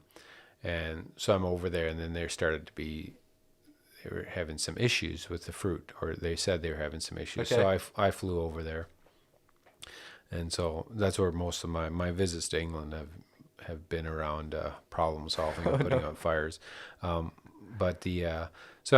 flew over there, and you know, there was maybe some issues, but I also discovered that the issues were not as much as they were created. I actually found that they actually were going back, and they had some issues with fruit, so they actually recreated some of their initial receiving reports to show that there was more issues and flaws or problems with the apples. Oh wow. Anyway, so I'm sitting there in their office, and they're like, "Yeah, we're having this, we're delisting this product." I'm like, literally, there is you got 16 containers of product en route. I said, you're just delisting it. I mean, you're gonna crush us. And I'm over here. So this is a great experience for me, as far as looking back. But anyway, so all that to say, you know what? There was another guy in the meeting. He took he called me up the next day, and we salvaged, and we were able to he took mercy on us a little bit and had a little bit more heart than what the other guy did, and we managed to work through the product. But that was the end of it then? Yeah, that was the end of it. It didn't work out well. So anyway, then we had this machine, right? So that the whole premise was it made that. So then we had this machine for several years after that. Wait, it hadn't paid for itself in this year and a half? No. I mean, it'd make good headways, right? Okay, but it wouldn't have. And so then it was sitting there. It was a great big dust collector, as it made this one box, so it was only used for that. And so then we over the years I had looked at maybe selling it, and but we never did. And so we had we were shipping some bags into another customer of ours, and we were on a pallet display, and it didn't work out great. It was like the pallet display would all lean over, and the fruit would get damaged, and it would look terrible by the time it got to the stores. And so I said, well, what if we gave you a display ready box that could do this instead? And so the box that we were making for the England business, it didn't work for that, because it was only a 27-pound box, so we needed to be more like a 40-pound box. Right. But I talked to the machine manufacturer, and so for a small cost, basically about 10% of what the machine cost, we were able to retrofit it to make this bigger box. And so we got that set up, and we did that, and we got a listing with this customer. They said, yeah, they'll carry that, this new box. And so we needed to had the orders in, and the guys were coming in to retrofit the machine from Vancouver. Okay. And in my mind, it was still like, we were retrofitting this machine, and we were able to kind of swap back and forth. Okay. between these two boxes. So if the business came up for the other box, we could still do it as well. Anyways, the guy came in and that did it, and he's all of a sudden he's spending working all through the weekend, and he's slicing and dicing this machine. I'm like, okay, this isn't going back. We can't go back to make the other box. Seems kind of permanent. He goes, oh yeah, no, it's permanent. I'm like, oh okay, I wasn't aware of that, but probably wouldn't have done it. But anyways, whatever. So we did it. We made the box, and we shipped this new style box into this customer for 1 week, maybe 2. And then that was the end of that. They didn't want anymore. No, they didn't. They didn't want. They didn't work out as well as I would have hoped, and whatever. Like, okay. So anyway, so now this machine is sitting there collecting dust, being able to make this new box that we really didn't sell. But it wasn't like this box that we were making was completely foreign. There was another. It was used. I mean, it was an idea that. Okay. Yeah. It wasn't like a brand new concept. Yeah. Just wasn't used in traditional retail in Ontario. Yeah. So ultimately, where this comes around to is at that point in time, Costco was just coming on to the stream as getting into more produce in Ontario, and they weren't big into produce. It wasn't where people went to, but they used that box, and so our sales manager at the time, they were carrying some Ontario apples in, but they were just carrying it in traditional boxes that would just they would just cut the tops off of. Oh, I see. Yeah, and it wouldn't look great, but that people like, well, Costco's not a big customer, so we're not going to adapt to accommodate them. And they were, but we saw what they wanted because they were importing apples, and they were coming in from Washington in these display ready boxes. Yeah. They're 6-pound bags. And so we said, hey, we can actually do that box how you clearly want it. And we can do a 6-pound bag instead of a 5-pound, no problem. That's an easy switch. And and so they started taking some apples from us. And at that point in time, and literally just like in the last year, so we've been shipping to them since 2010 significantly for the last 10 years. And they've grown into being one of our bigger customers. Yeah. And the cool part of that story is like just last year that the Costco themselves told me that before we started shipping to them, they didn't really realize that they could get apples from Canada. They were just thinking they need to import. So now they all across Canada they deal with local suppliers, whether it's in Nova Scotia and BC, but we were really instrumental. So you've helped connect Canadians with Canadian apples, right? Yeah. But why? Because we had a failure of that machine that we bought that we wouldn't have ever bought if we knew what we knew. If we knew everything we knew, but if we just knew a piece of it. Yeah. So it's so failure, success, it's about the journey and the process. It's about always learning and not getting too high, not getting too low, and keep moving forward. Yeah. Oh, that's a great story.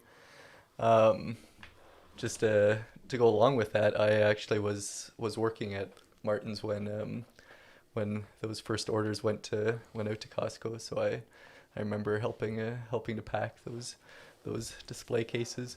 Nice. Yeah, it's fun.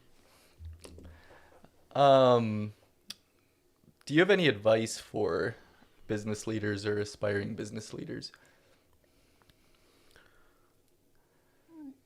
Yeah, I mean, I think the the big thing I have is I'd say is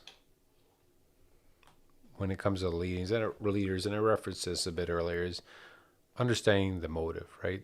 The leading is not about a title. It's not a power position of power. It's a mentality is to serve. It's a mentality of taking advantage of an opportunity to be able to make an impact.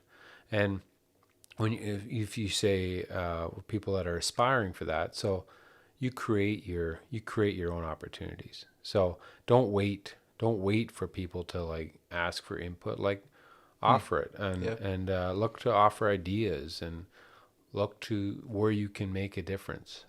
Jump in at any level, whether it's glamorous or not glamorous, whatever, where you can make a difference, your circle of influence, whatever level that is, everyone has it.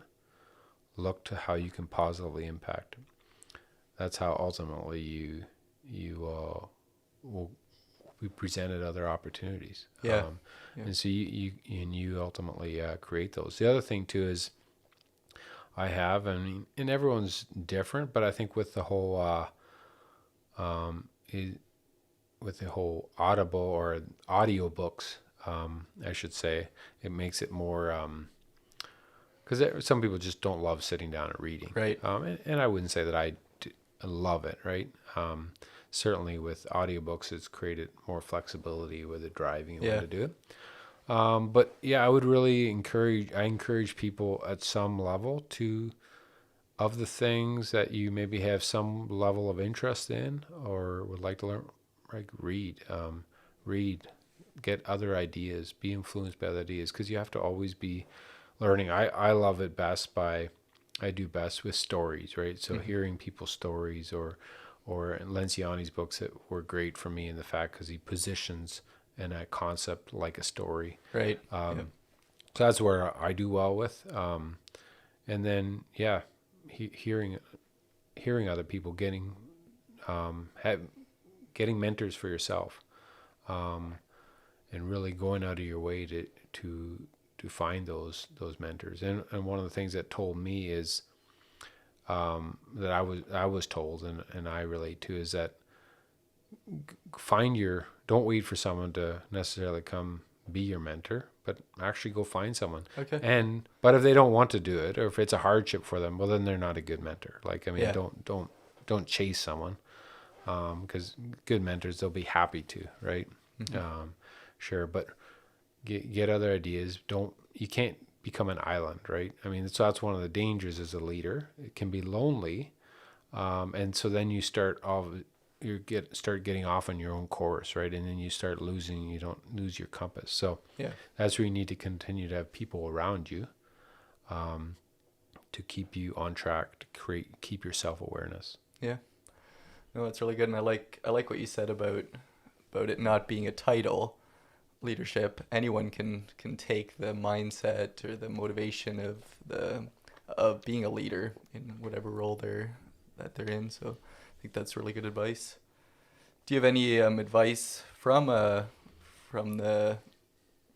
position you have of leading a company? Do you have any advice to employees or colleagues of a business, someone that's not in maybe a title of leader of a business? The biggest thing I think is to figure out how to enjoy whatever position you're in, whatever role you're in. The other thing too is I say to people too is like, if you just show up and give a high level of effort and care, you are going to set yourself apart in a hurry. Yeah. Because that's not a lot of the mentality has shifted, and people are looking to be given a responsibility and position, and then they'll work towards fulfilling it. Rather than, I've always been of a belief, and it's maybe old school, is you earn it. You earn it and you create it. And so, if you take the position, or you earn your own opportunities, you create your own opportunities, then you don't have to wait around. Yeah. And I can't guarantee it's always going to work out like you would want it to be. But at the end of the day, remember, it's about the process and the journey. And so you're going to feel really good while you're doing it. And at the end of the day, then it's working out. Yeah. Because you're feeling, it's a sense of accomplishment. There's going to probably be some actual rewards that come out of it too, but maybe not. But that's at the end of the day, that's not what it's about. It's at the end of the day, you're giving it yourself. You look at yourself in the mirror, you gave it your best effort. Control what you can control, make a difference where you can make a difference. And everyone has that circle of influence. Understand what yours is. And that, like like you said, that's success, right? When you can look in the mirror and say, I'm happy with what I did, what the process was. So Yeah, that's absolutely. Good. Yeah. Well, thanks for what you have shared and the stories that you told. Did you have anything else that you really wanted to say here before we close it out? No, I think we covered a bunch, and appreciate the opportunity to come on and chat. I always love talking about my journey, and the reason I love talking about it is hopefully, and obviously I understand that I'm passionate about it because it's been my story, my journey, right? But what you hope, I know I benefited from other people's stories, and hopefully, if that's why I like to share about it, is not I like to hear myself talk, but if there's an opportunity that someone else can benefit from my story, then that's awesome. That's why I don't want to keep it necessarily myself. So thank you for giving me a platform to talk a little bit about my story. Yeah, well, thanks a lot for doing that. Thank you, everyone, for listening, and thank you, Kevin, for sharing your knowledge with us. It was great to hear about the experiences that Kevin shared and the different ways that they have influenced his approaches to leadership. I especially enjoyed hearing his ideas of success and failure and the encouragement that he gave to learn from both, so thank you, Kevin, for that. It would be great if you'd connect with the show. You can send me an email at contact@everydayexpertise.ca. Or if you want to comment on a specific episode on social media, I always love hearing from you that way as well. If you want more information about the podcast or want show notes for a specific episode, type everydayexpertise.ca into your browser and you can find some more information there. That's all for now. Join me again next week to learn from the expertise of everyday people.